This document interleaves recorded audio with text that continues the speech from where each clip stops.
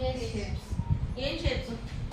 Oval, round face, long face, square face, heart face, diamond face. దేనికి faces అనేది ఇచ్చి ఆ షేప్స్ అనేది ఇచ్చినాను?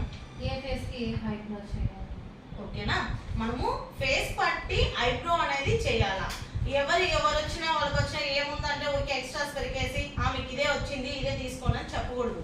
వాళ్ళ ఫేస్ కి తగ్గట్టు మనం షేప్ చేస్తే క్లయింట్స్ అనేవాళ్ళు కంటిన్యూ అవుతారు.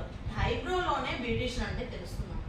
మీరు ఎంత బాగా ఐబ్రో చేస్తే అంత గుర్తింపు బ్యూటిషియన్లో వస్తుంది. ఓకేనా? దీనిలో మెయిన్ షేప్స్ ఏంటి?